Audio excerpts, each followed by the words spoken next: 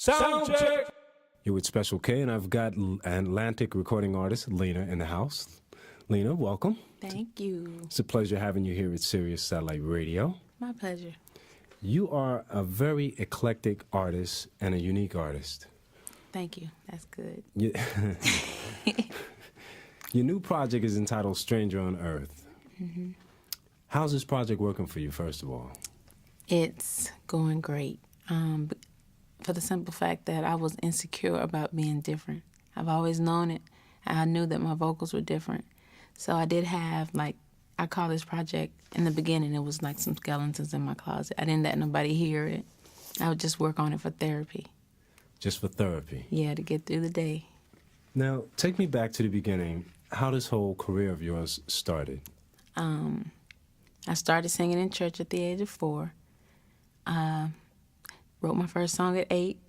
My mother sings jazz. My grandmother, she kept me in the church, so I was kind of like sheltered. So the music that I heard other than gospel, it was jazz and swing in my early years. And my father sang funk and blues and rock.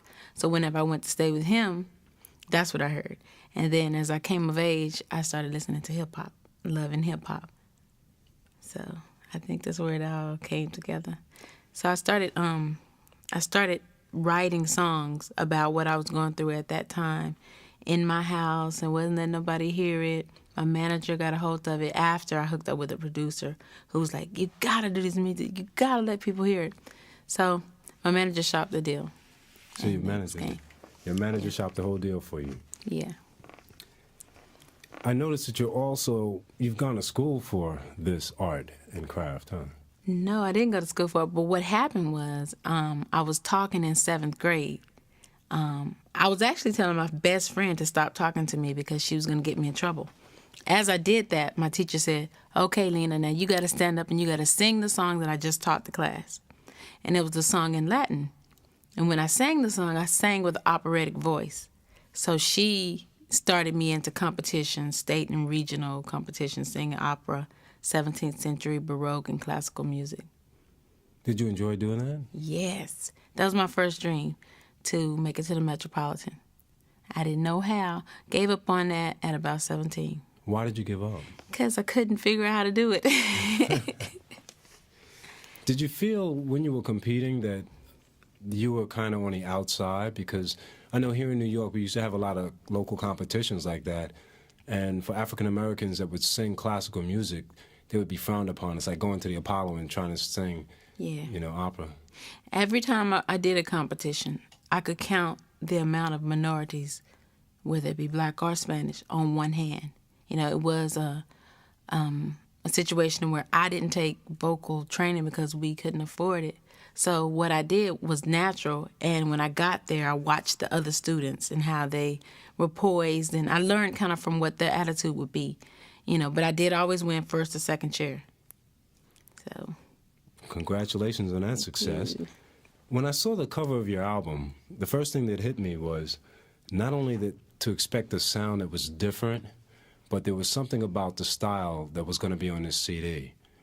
Is that true? Yeah, I'm really attracted to the late 20s and 30s, the whole Harlem Renaissance era. The Cotton Club's my favorite movie. I love the quality that a lot of the women had back then. They were feminine, but strong, of course, because it was a very trying time for people of color. We were coming out of slavery, and people were beginning to realize their value and were passionate because music was a form of expression, the same way it is now. But people were passionate about growing and reaching certain goals, and their talent was just something that made them feel a part of everything. And the entertaining that they did brought all the races together, blacks and whites together in one room.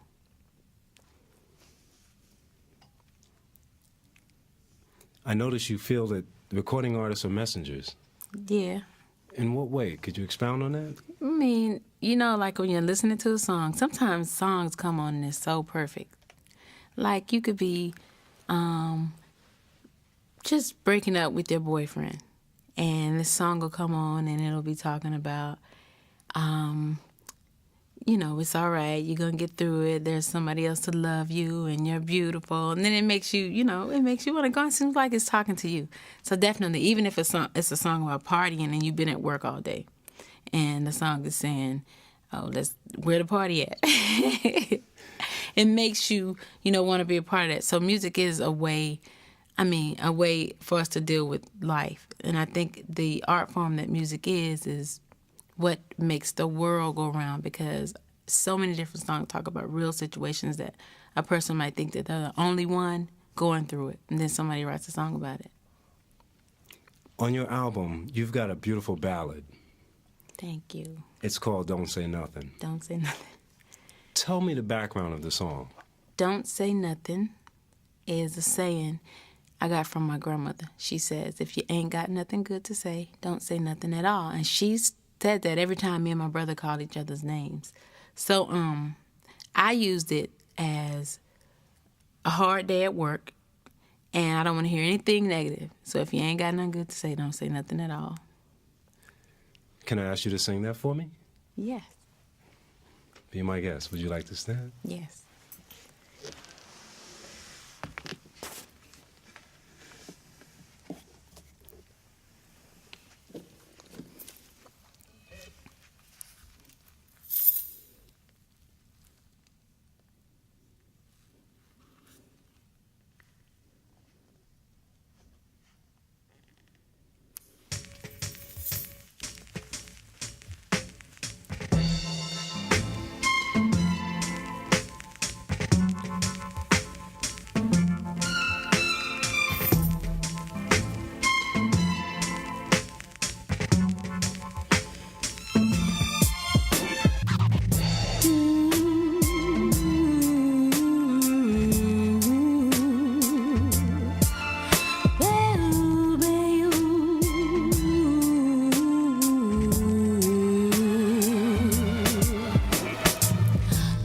To work about 10 minutes late, just like I thought he'd be. The boss was up in my face. To top it off, I spilled coffee on my dress. Not usually me today, I need it, I guess. A nosy coworker just gossiping on the phone. Don't wanna be here, I just wanna go home. My man is tripping, I think he's a mistake. But when I get home, I'ma tell him this way: I gotta work all day to pay the bills, and you ain't giving up no bum sex around here. So if you ain't got nothing good to say, don't say nothing at all. I'm not gonna go and let you get the best of me. I had it up to here, honey child, can't you see? So if you ain't got nothing good to say, don't say nothing at all. Thought after work I'd read a book, meditate. Feeling kinda woozy, must be something I ate. My girlfriend stressing cause a man didn't come home. I tried to tell her she should leave him alone. My dog is barking cause he wants to go out. Somebody's yelling, don't know what it's about. My neighbor's calling, talking about we need to talk. Better watch what you say, cause my patience is short.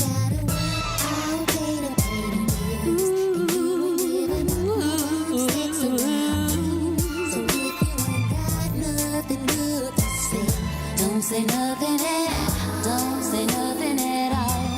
I'm not gonna go and let you get the best of me. So if you ain't got nothing good to say, don't say nothing at all.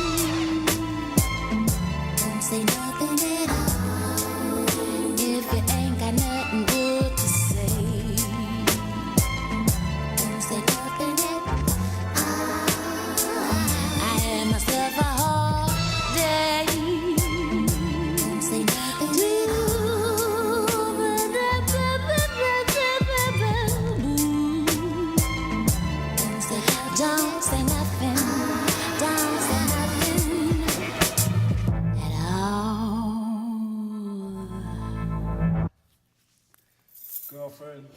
That is beautiful. Cute. That is beautiful. Don't say nothing at all, Lina. Wow. Not only you have a beautiful look, you got that gorgeous, soulful sound. Thank you. I can see all that 20s and 40s and 50s coming out of you, and I watch you get into the song as you just sing it, girl. As my mom would say, sing. Oh, man, who helped you with this project? I work with two producers, T House and Jeeve, and Ivan Barrios, as a matter of fact. He did one song on the album. He's with the Touch of Jazz camp. Man, but you wrote this track, and you did most of the work on this track, huh? Well, actually, I forgot. My brother produced on this track with Jeeve. Okay. The whole track was my brother's idea, Felonious. And it was like, after we had recorded like 20 songs, he's like, but I got an idea for you. You got to, do this one with me. But he had just moved and left all of his equipment in Texas, so he needed to work in the studio. So he went and worked with Jeeve, and they got together and did the track and just brought that track to me. Oh. So I was like, okay. Now, where are you from? I'm from Texas. What part of Texas? I grew up in Dallas and outside of Dallas, back and forth. When my mom was traveling, I stayed with my grandmother a lot. My father lived in California, so back and forth from Texas to California. Man, I have another friend who lives out there who broke the market open. Her name is Erica. Yeah, she's from Dallas. Yes. Have you ever had a chance to meet with her? No. How do you feel about her music? I loved Erykah Badu from day one because of what I listened to. I remember being in a car with a friend, and it was like, what is this? And I was like, it's beautiful, because her voice was different from, it was mainstream. It was her own thing. And next thing I know, the song was being played a lot, and I was really happy about that because it was an area that I was familiar with. Right. She opened the door for a lot of artists that are singing this kind of music. Yeah. And I'm glad she did, because if not, we may not have had Lina. Yeah, I love how Erykah Badu looks when she sings. It's not contrived. You can tell she's singing from her heart and soul. The same goes for you. I sat here and watched you singing from your heart and soul. Thank you. Have you had a chance to do a lot of touring recently? Oh, my God, yeah. I've been touring for the last, actually been on the road for the last 2 years, but I did 4 tours over the last year. We started out with a rock crowd. It was Joan Osborne. She asked me to come on tour with her. I'm thankful for that. And Craig David, he asked me to come on tour with him. And then Guru asked me to come on tour with him. I did the Street Soul tour, and then I did my own tour in Europe. So I started out in the States, went to Europe, now I'm back in the States. Did you do the show with Guru at the SOBs here in New York? No, I didn't do that one. Okay, because I was at that show, Oh, yeah. and I heard him talking about some artists he had coming out. Yeah, he had lots of artists that came out. Guru is like that. That's what I love about him. He brings all the artists together. It's not about competition. It's about love and unity. That's what I like about him. What's unique about people like Guru and Erica is that they can reach out and touch other demographics of music. Yep. Like Guru's known for his hip-hop, but he's grabbed a jazz yeah. influence. And, I mean, look at you. You're bringing us to that 50s and 60s. I want to go uptown and hang out in Harlem with you, Yeah, I love Harlem. I actually had only read about Harlem until a few months ago. I got to go and hang out. What'd you do while you were up there? I went shopping. I looked at the the structure of the buildings and met the people, and I just wanted some grasp of, the Harlem Renaissance, Lenox Avenue. I couldn't wait to go there. Did you study any of Harlem Renaissance? I didn't. Only thing I know about Harlem is when I read stories about Bessie Smith, and even Josephine Baker was she was in Harlem for a little while before she went to Paris, and Louis Armstrong. Just whatever I read about the greats. So tell me, when I get in my car and turn the radio on, I head down to Texas to hang out with you, what are we going to do? First, we're going to go to Whataburger. Okay. I love Whataburger, and I miss it. Then, every time I go home, I eat about 5 times in one day because we got to go to my grandmother's house to eat soul food, and then we go to my brother's house because he's going to barbecue. And I got an aunt who fries catfish. So mostly just eating and meeting family members. But I do get a Whataburger. You do get it? I got to get that. Now, when you visit your father in California, what's the experience like over there? When I visit my father, he has all these guys come over, and they have a jam session. And then he'll make me sing. something, top 40 something, and he'll brag about me all night. I heard that you have been on the road, just jumping in with bands. Yeah. Explain tell me about that. How did that happen? I love Philadelphia for that. When you go to Philly, you're going to find musicians. So on the road, I was supposed to do my promotional tour to a CD or that. But in some places, they had a band, and they were so good that I could just hum the melody of what I wanted to sing and give them the tempo. And they would catch on, and it wouldn't be exactly like it was on my CD, but it would be the same melody. So we would just kind of like improvise. And also, sometimes I could play the CD for about 15 minutes, and they would catch it. So what's good about it is I can change the song up however I want, and I play off the audience, and it's just live. I really like doing that. You just like freestyling? I love freestyling. It's a different song every time. I feel guilty. I might ask you that later before we end this. But I also want to know something about the industry, because you said that you've been in this for a while. You know, you've had a love for this music for a while. Now that you're out there, what advice would you give the next person who's trying to get on board? Believe in what you do, no matter how different it is, no matter what people say, because everybody's got an opinion, and everybody ain't right. So the way you know if you're doing what's right is by the way it makes you feel. You know what I'm saying? And you can't, come into an industry because you want the money or the fame or the material things. You got to want to do this because you're passionate about it. Have something to say. It ain't all got to be positive or negative, but have something to say because people are listening. And let's see what else. What did I say? Believe in yourself and do you. Whatever that is. Do you? I hear a lot of ladies saying that, do you. What advice you give the fellas that are in a romantic situation with a female recording artist? What advice would you give them? That's so cool because that's a beautiful question. Fellas that are in relationships with female recording artists, have patience, and if you get insecure about her going out, because that's what my situation was or is. If you get insecure about her going out and meeting all these different people, the best thing you can do is be supportive. And if you love her, and that's it. Don't say I love you and expect to hear it back all the time. If you love her, just be supportive and try to be patient, try to be understanding. And if you do that, then that means you're a good man. And if she loses you, then it's her loss. You go, girl. Listen, you got a track on the album that I know a lot of people may not be aware of yet. It's called Watch Your Mouth. Uh-oh. Tell me about that one. Watch Your Mouth is a true story. Uh-oh, let's get it now. Going to those L.A. clubs with my friends. I very seldom get out. I'm just not a club person. But I did go a couple of times with girlfriends, and there was these guys who came with these crazy lines of pickup lines. So this song is talking about all the ridiculous things that guys say, but then you go and you meet another guy, and he's cool. So it's about the comparison of the two guys that you meet in a club. So one night we went out. There was like 3 or 4 guys who said some crazy something, and when we didn't respond right, then they ready to call you out your name. So that's what it means, watch your mouth. Okay. I hear you. And you've got a ballad. I want to cover a couple of your ballads, too, to make sure I get those knocked out. What's the other ballad? Bear with me 1 second. 1 second. Got it right here. I'm Not the Enemy. I knew it. I'm Not the Enemy is the story, kind of like what the question you asked me is, what advice do I give guys who have a girlfriend that's an artist?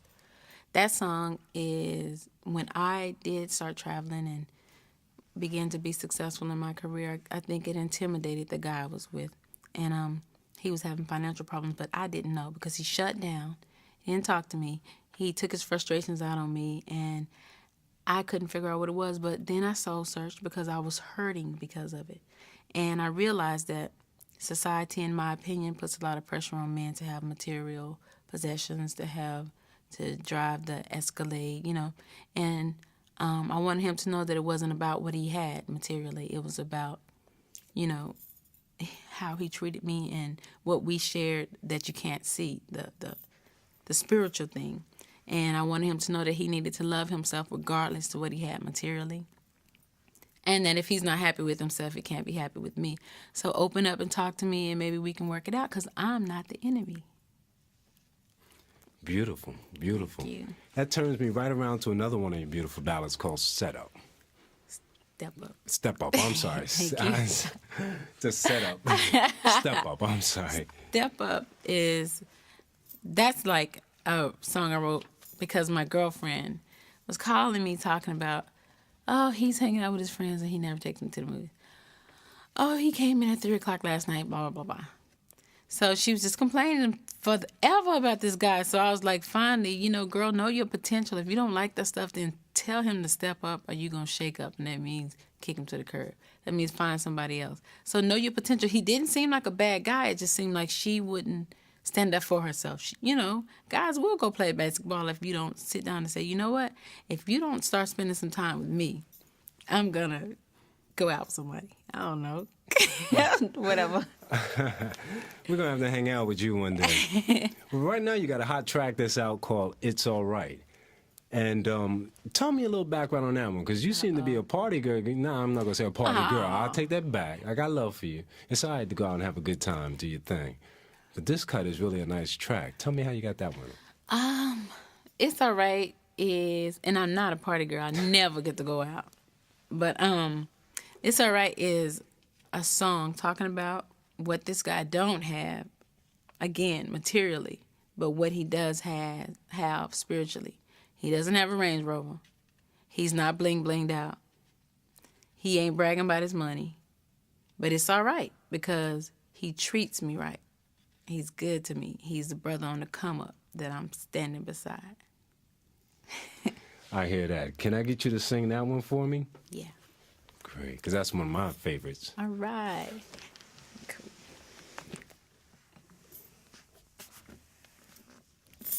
You gonna dance? Oh, am I going to dance? I'm going to dance with you?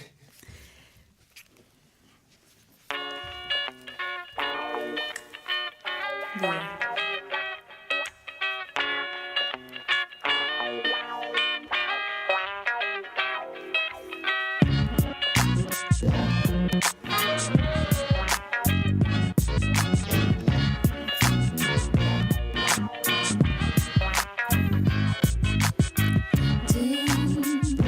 Shoo-ba-doo-ba-doo, shoo-be-doo, shoo-be-doo-doo-doo-doo-doo. Where you been, baby, all my life? See, 'cause you sure make me feel everything gonna be alright. Now sometimes I get a little stressed, but you show me my happiness. And in the middle of the night when I'm lonely, you make me feel that you want me. You don't even drive her over. You ain't rockin' no Jehovah. Ever since I got to know ya, it's alright, it's alright. You ain't looking for no hoochie. Ain't always bragging about your hoochie. And you're so fine, you know you move me. It's alright, it's alright. You so deep, and that's what I like. And I can see you keep it real, so we don't fuss and fight. Now sometimes we might disagree, but you still don't be dissing me. And late at night when I'm feeling kinda lonely, you show me that you want me. You don't even drive it over. No. You ain't rockin' no Jehovah. No. Since I got to know ya, it's alright. It's alright. You ain't looking for no hoochie. No. Always bragging about your hoochie. No. It's alright. It's alright.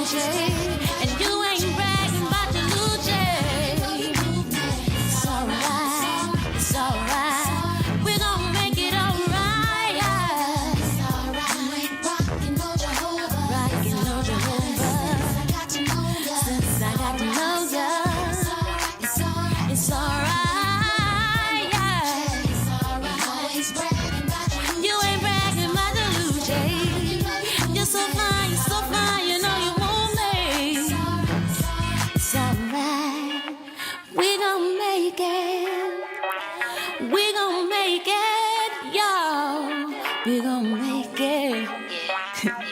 We gonna make it all right. You was jamming. That's a pretty soul, girl. You rocking it. We gotta hang out one day. Uh-oh. Oh, man. That was Lina with her chart that's like, song is blowing up the chart. Thank you. Man, it's all right. You're getting a lot of response on that, too, huh? Yeah, it's my single. That's the single. What do you think will be the next single? That's hard. I have to decide at the last minute. I'm looking at maybe Step Up. You thinking about that one? Yeah, for the ladies. Okay. Something for the ladies, huh?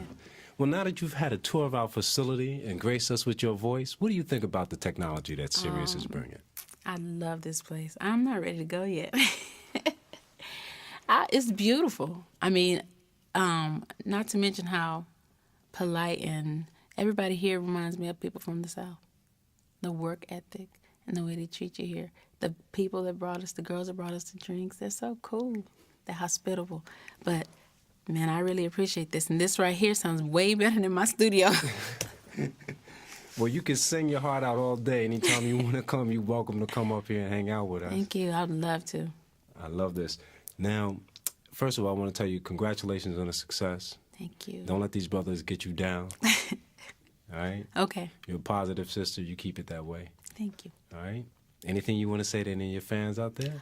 I just want to say, you guys, thank you so much. I've been blessed over the last week talking to you guys, getting out, meeting everybody at the colleges all over the world.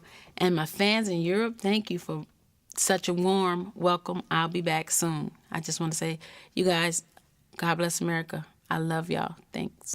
Soundcheck!